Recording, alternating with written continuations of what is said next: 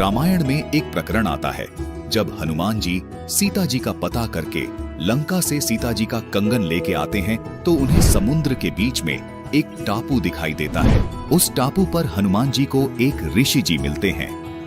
वो ऋषि कौन थे और उन ऋषि जी के साथ हनुमान जी की क्या वार्ता होती है, देखिए आज की इस विशेष 2D एनिमेशन वीडियो में। आज आपको हनुमान जी की एक अनसुनी कथा के बारे में बताते हैं। ये कहानी उस समय की है जब हनुमान जी लंका से सीता जी से कंगन लेकर वापस आ रहे थे। उनके वापस आते समय पूर्ण परमेश्वर ने उनके लिए एक लीला की। हनुमान जी को थकान और भूख प्यास सता रही थी।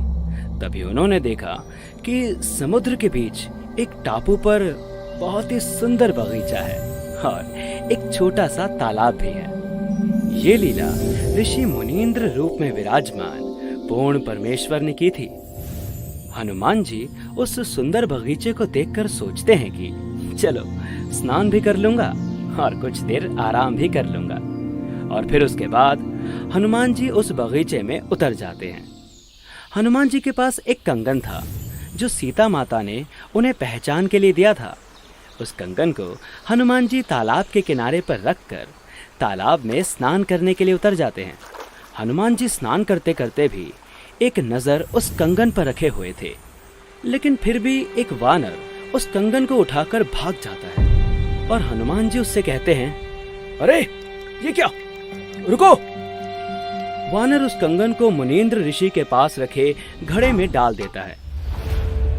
हे राम, चलो यहाँ से तो निकाल लूंगा। अगर ये वानर कंगन को समुद्र में डाल देता तो नाश हो जाता।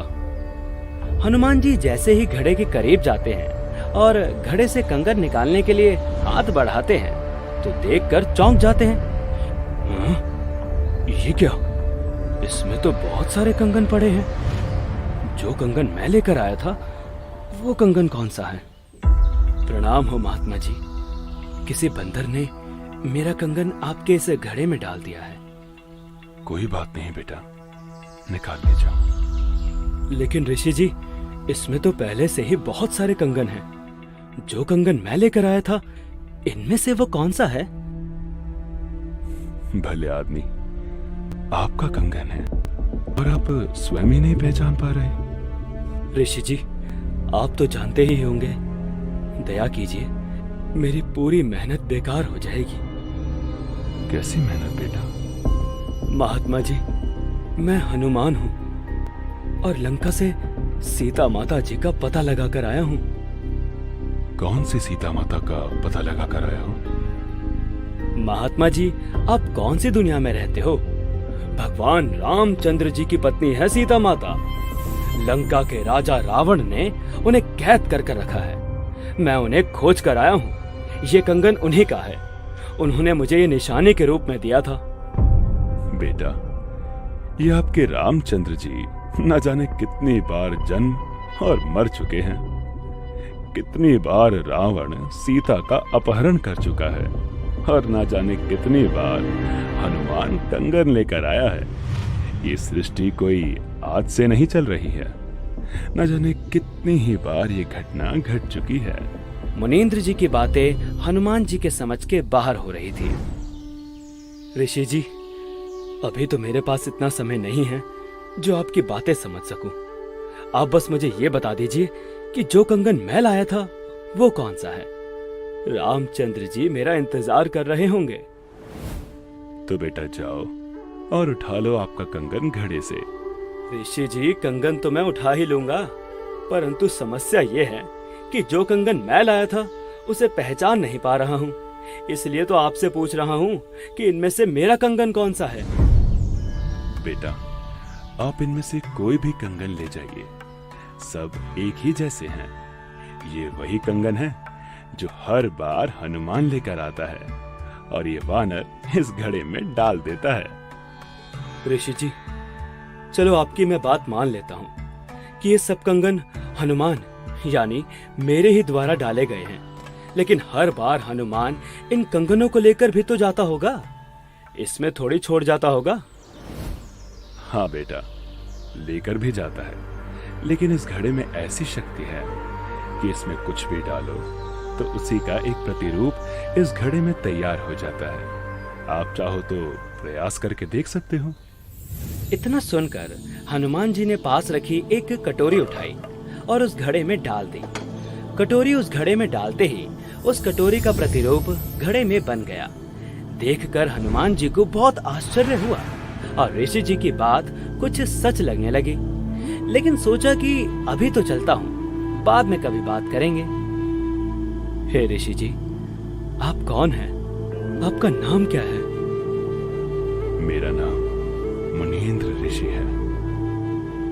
इसके बाद हनुमान जी उस घड़े में से एक कंगन उठा लेते हैं और श्री रामचंद्र जी के पास जाने के लिए छलांग लगा देते हैं।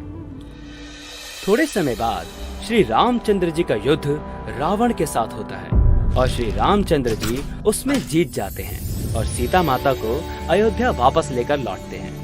वनवास पूरा होने के बाद जिस समय श्री रामचंद्र जी का राज तिलक हो रहा था, उस समय माता सीता ने हनुमान जी को अपने गले से निकालकर सबसे कीमती मोतियों की माला दी। माता सीता से मोतियों की माला लेने के बाद हनुमान जी ने उस माला को तोड़ दिया और मोतियों को फोड़ फोड़ कर देखने लगे। हनुमान जी को ये करता देख माता सीता को क्रोध आया और हनुमान जी से वो बोली, हे हनुमान, तूने ये क्या किया? तू जानता है ये माला कितनी कीमती थी। तू रहा वानर का वानर ही, तो जंगल में ही शोभा देता है। ये सुनकर हनुमान जी को बहुत बुरा लगा और वो मायूस हो गए। माता जी, मुझे इन मोतियों से क्या काम था? मैं तो ये देख रहा था कि यदि इन मोतियों में राम का नाम हो तब तो ये मेरे काम के हैं, वरना ये कंकर मेरे किसी काम के नहीं हैं। सीता जी के इस बर्ताव से हनुमान जी अयोध्या नगरी से चले गए और जंगल में एक पहाड़ी पर जाकर बैठ गए। हनुमान जी को बहुत दुख हुआ कि मैंने क्या नहीं किया इनके लिए, और आज इन्होंने मुझे एक छोटी सी बात पर इतना लताड़ दिया। हनुमान जी के अयोध्या से लौटने के उपरांत कुछ दिन बाद हनुमान जी की भेंट एक साधु से होती है। राम राम भाई हनुमान। राम राम महात्मा जी, आइए बैठिए। और सुनाओ हनुमान। महात्मा जी, अयोध्या में भगवान रामचंद्र जी आए हुए हैं। भाई, हम तो उस राम के भक्त हैं जो कभी जन्मता मरता नहीं। वो कभी माँ के गर्भ से नहीं जन्मता।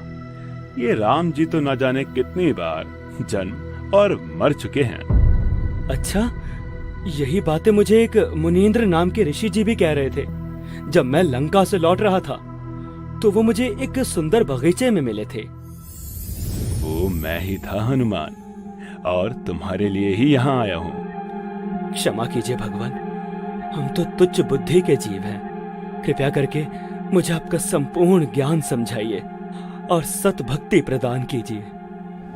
दर्शकों, आज की इस विशेष 2D एनिमेशन वीडियो में आपने देखा कि कबीर साहिब जी स्वयं मुनींद्र ऋषि जी के नाम से आए हुए थे। उन्होंने हनुमान जी को संपूर्ण ज्ञान से अवगत करवाया कि रामचंद्र जी पूर्ण परमात्मा नहीं है। देखिए इसी विषय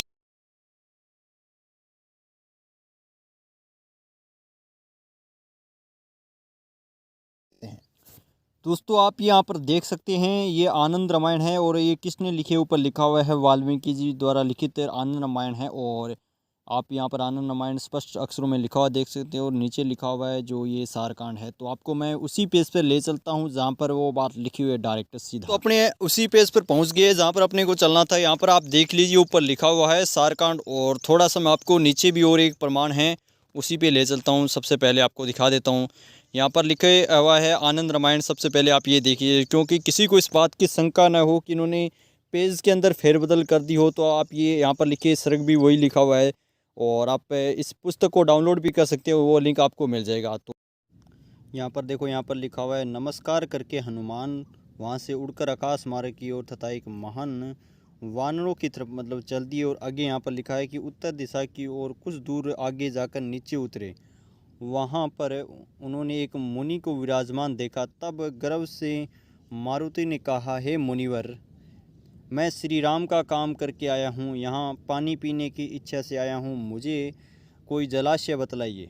तो मुनि ने अपनी अंगुली का इशारा करते जलाशय बता दिया और तदनुसार हनुमान ने अंगूठी चूड़ामणि और तथा पत्र मुनि के पास रखकर उत्तम तालाब की ओर पानी पीने गए। और इतने में ही एक बंदर ने आकर ने मुद्रिका मुनि के पास रखे कमंडल में डाल दी। तो हनुमान जी वहाँ पर आए। थोड़ी देर बाद हनुमान जी वापस आए तो उन्होंने मुनि से पूछा हनुमान जी ने कि वो मुद्रिका कहाँ गई। तब यहाँ पर देखिए मुनि ने इशारा किया हनुमान जी को,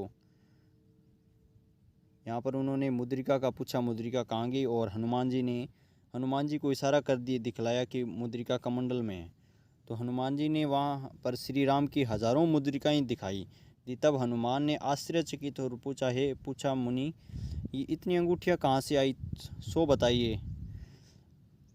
मुनि श्रेष्ठ आप भी बताइए मेरी मुद्रिका कौन सी हैं। मुनि ने उत्तर दिया जब श्री राम आज्ञा से हनुमान लंका से जाकर सीता का पता लगाया तब और अंगूठियाँ मेरे पास सामने रखी और इस बंदर ने उन्हें कमंडल में डाल दी। वे ही सब हैं, इनमें से तुम अपनी अंगूठी खोज लो। मुनि के इस वाक्य से हनुमान ने का गर्व क्षण हो गया, यानी जो गर्व कर रहा था हनुमान, उनका जो गर्व था वो समाप्त हो गया श्री राम पे। तब उन्होंने मुनि से कहा हे मुनिवर, यहाँ कितने राम आए। ये देखिए कितनी बड़ी बात लिखी हुई, यहाँ पर किसी ने ध्यान नहीं दिया यहाँ पर कितने राम आए हैं। मुनि ने कहा कमंडल में अंगूठियाँ निकाल लो, यानी जो अंगूठियाँ थी वो निकाल लो, पता चल जाएगा कि कितने हनुमान आए हैं। तो आप ये देख लीजिए, ज़्यादा पढ़ने की आवश्यकता ही नहीं है। तो हनुमान जी ने बार बार वो निकालते ही गए अंगूठियाँ, लेकिन वो समाप्त नहीं हुई। यहाँ पर देखिए कि हनुमान जी अंगूठियों को बाहर निकालने लगे, उनका अंत नहीं हुआ, कमंडल वापस फिर भर गया।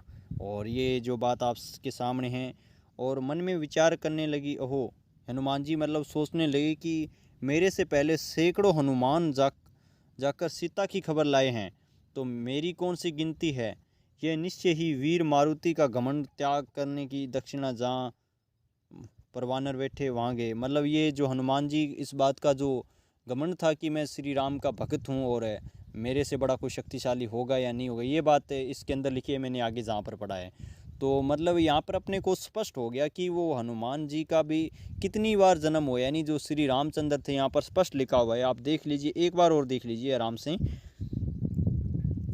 तो कहा कि कोई अंत नहीं हुआ, मतलब कितनी अंगूठियाँ निकाली, कोई अंत नहीं हुआ, कमंडल से बाहर निकालते गए। आज ये बात स्पष्ट हो गई, जो प्रमाण अपने को मिल गया कि संत रामपाल जी महाराज ने गरीबदास जी महाराज की अमृतवाणी से जो अपने को प्रमाण दिया वो 100% सत्य है, उसमें झूठ की गुंजाइश नहीं है। क्योंकि आपके सामने ये परमात्मा ने आज जो कितना बड़ा प्रमाण दिलवाया है दास के माध्यम से, क्योंकि ये प्रमाण एक बहुत बड़ा प्रमाण है अपने आप में। क्योंकि आनंद रामायण आज तक लगभग के लोगों ने इसे देखा भी नहीं था, किसी के सामने आई हो